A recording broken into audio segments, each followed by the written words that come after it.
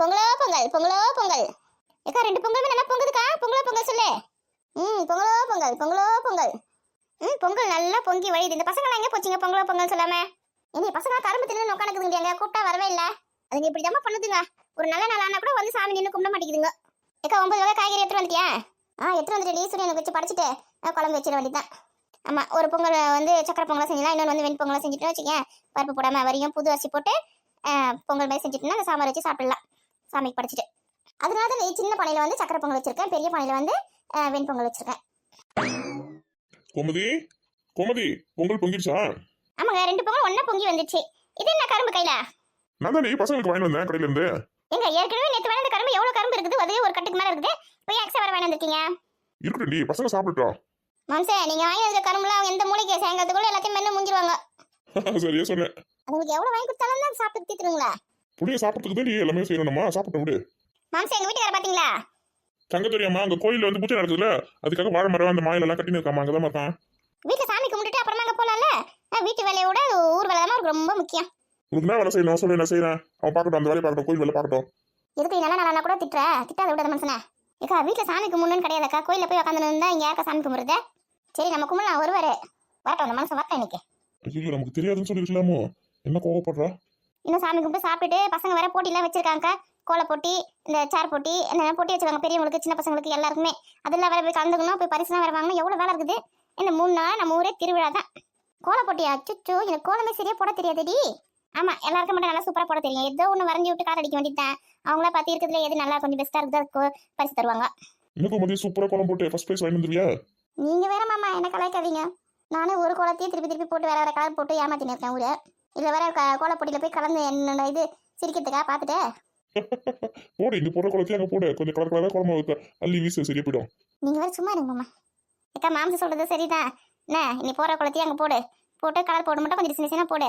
நான் first prize வாங்கிக்கிறேன், நீ செகண்ட் பிரைஸ் வாங்கிக்க. வாங்கி வந்து நேரத்துல எப்படிதான் இவ்வளவு கான்ஃபிடென்ட்டா பேசுறான்னு தெரியலையவா? அவங்க பரிசு தரல, நான் வாங்கி தரேன் உங்களுக்கு. அங்க ஒரு 30 டம்ளர் சின்ன கத்திரம் தருவாங்க. நான் வாங்கி உங்களுக்கு 2 பேருக்கு ஃபர்ஸ்ட் பிரைஸ் தரேன். ஏன் கொள்ள தரீங்க? அவங்க பரிசு தரலன்னு. மாமா நீ வேற சும்மா இருங்க மாமா. அதாக்கா மாமாவை தர பரிசு.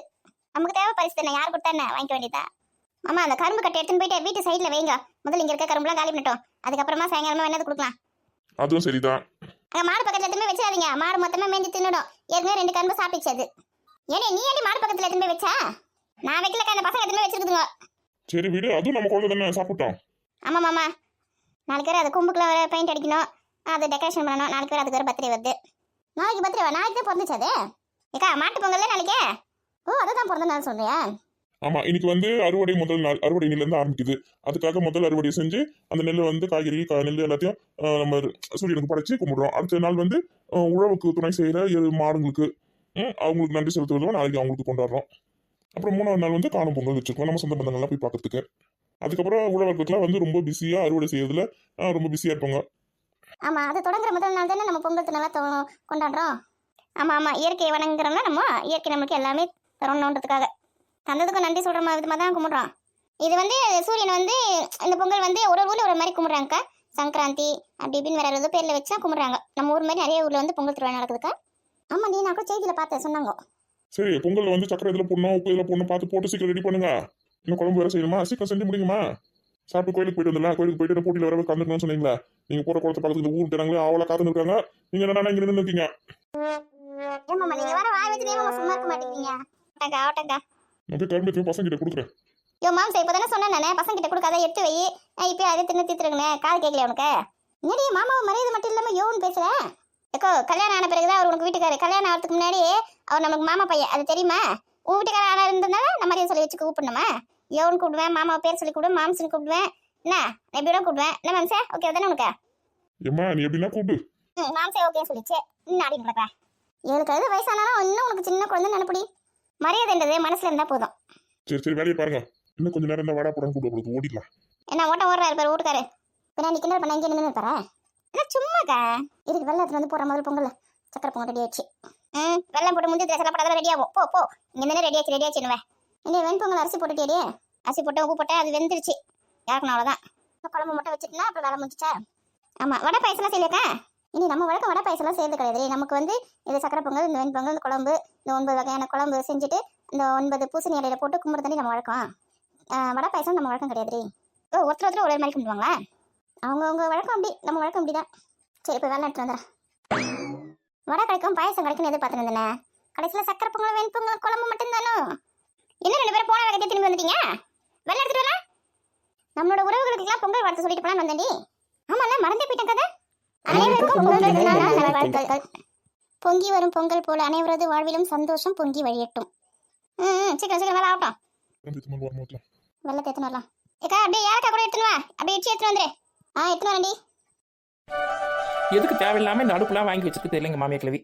நம்ம வீட்டில் கேஸ் ஸ்டவ் இல்லைன்னா பரவாயில்ல, கேஸ் ஸ்டவ் தான் இருக்குது.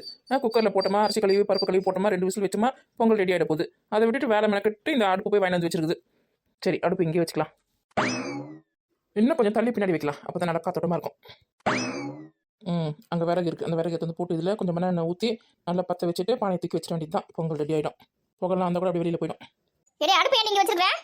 பொங்கல் வைக்கிறதுக்கா நீங்கள் தான் வெளியே வைக்க சொன்னீங்க. வெளியிலனா வாசலுக்கு வெளியில கோலம் போடுற பத்தியா அந்த இடத்துல. வீட்டுக்குள்ள யாரும் அடுப்பு தேய்ப்பாங்களாடி? அதான் வெளியெல்லாம் ஒரே வெயிலாக இருக்குது, அங்கே வச்சுலாம் பொங்கல் வைக்க முடியாது, எனக்கு வரை ஸ்வெட்டிங் ஆகும்.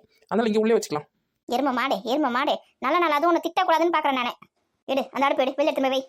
ஸோ வெளியில் வெயிலாக இருக்கத்த நான் கேஸில் வச்சு நான் குக்கரில் வச்சு 2 விசில் வச்சு பொங்கல் செஞ்சு தரேன் சொன்னேன். எங்கன்னா சொல்கிற பிடிச்சி கேட்குறீங்களா? எதுக்கு பழைய காலத்து ஆள் மாதிரி பண்ணி நிற்கீங்க? நான் பழைய காலத்து ஆள் தாண்டி. என் காலம் இருக்கிற வரைக்கும் இப்படி தான் செய்ய முடியும். நான் இப்படி தான் பொங்கல் கும்பிடுவேன். நான் போய் சேர்ந்ததுக்கப்புறம் எப்படின்னா கும்பிட்டுக்கோ. குக்கர்லாம் வச்சு கும்பிடு, எதுலாம் வச்சு கும்பிடு. இப்போதைக்கு பானையில் தான் கும்பிடணும். பானையில் தான் பொங்கல் வைக்கணும். அடுப்பு எடுத்துட்டு வெளியில் வை. Old ladies dangerous lady. இவ இஷ்டத்துக்கு இது ஒன்றா பண்ணுவா. பார்த்துன்னு கம்முன்னு இருக்கணும். தூக்கு அடுப்பு தூக்கு. அவ சாமியை கும்பிட ஆரம்பிச்சிட்டா.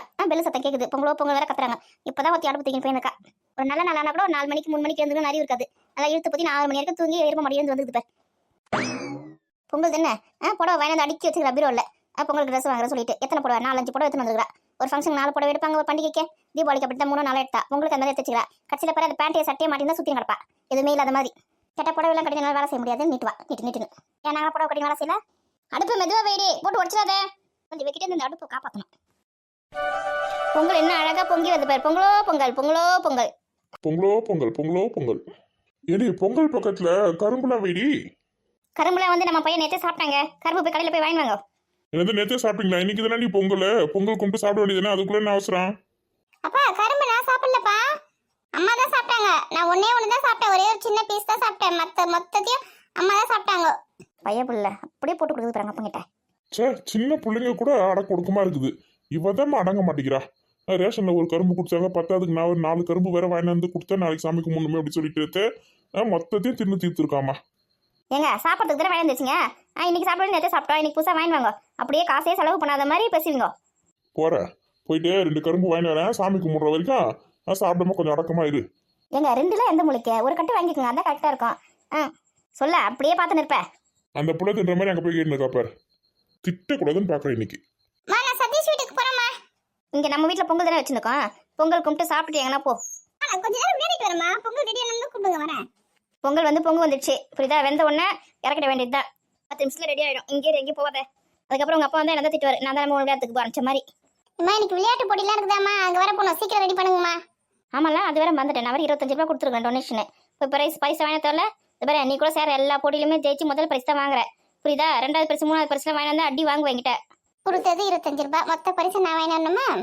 போன தடவை ஒரு ஸ்பூனை கொடுத்து ஏமாத்தி விட்டாங்க. இந்த வாட்டி பெரிய பேஷன் தான் வாங்கி வரணும்.